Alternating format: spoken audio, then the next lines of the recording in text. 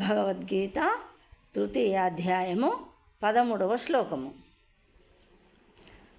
యజ్ఞశిష్టాశినః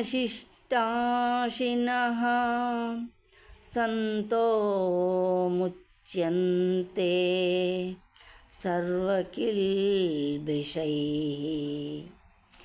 భుజంతే తే త్వఘం పాపాయే ప్రచంత్యాత్మకారణాత్.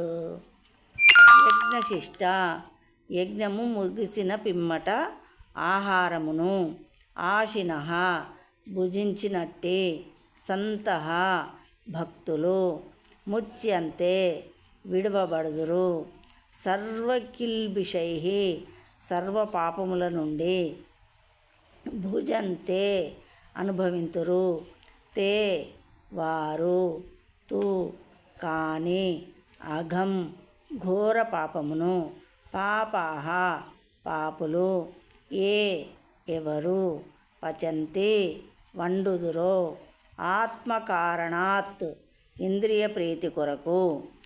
యజ్ఞమున అర్పింపబడిన ఆహారమును స్వీకరించుట వలన భగవద్భక్తులు సర్వ విధములైన పాపముల నుండి విముక్తులగుదురు.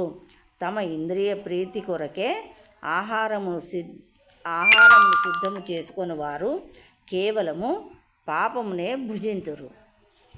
భాష్యము. భగవద్భక్తులు లేదా కృష్ణ చైతన్యములోని వ్యక్తులు సంత అనగా సత్పురుషులని పిలువబడుదురు. బ్రహ్మ సంహితనందు తెలుపబడినట్లు వారెల్లప్పుడూ భగవానుని ప్రేమయందే నిలిచి ఉందురు. ప్రేమాంజనచ్చురిత భక్తి విలోచనేన సంతః సదైవ హృదయేషు విలోకయంతి. వారెల్లప్పుడూ దేవాది దేవుడైన గోవిందుని అన్ని విధముల ఆనందములను నొసగువానిని, లేక ముకుందుని ముక్తి నొసగువాడు, లేక శ్రీకృష్ణుని కర్షకుడు ప్రేమయందు దృఢముగా నెలకొని యుందురు. కనుక దేవాది దేవునకు తొలుత అర్పింపకుండా దేనిని వారు స్వీకరింపరు. కనుకనే అట్టి భక్తులు శ్రవణము, కీర్తనము, విష్ణుస్మరణము, అర్చనము వంటి పలు భక్తియుక్త సేవలతో కూడిన యజ్ఞములను సదా నిర్వహించుతూనే యుందురు.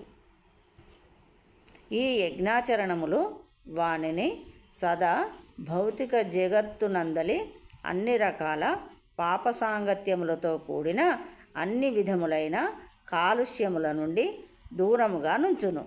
అట్టుగాక తమ ఆనందము కొరకే లేక ఇంద్రియ తృప్తి కొరకే ఆహారము సిద్ధము చేసుకొని వారు దొంగలవుటయే కాకుండా అన్ని రకాల పాపములను భుజించినట్టి వారే కాగలరు. దొంగ మరియు పాపాత్ముడైన వాడు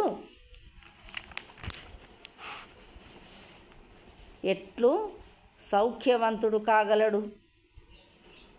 అది అసాధ్యము.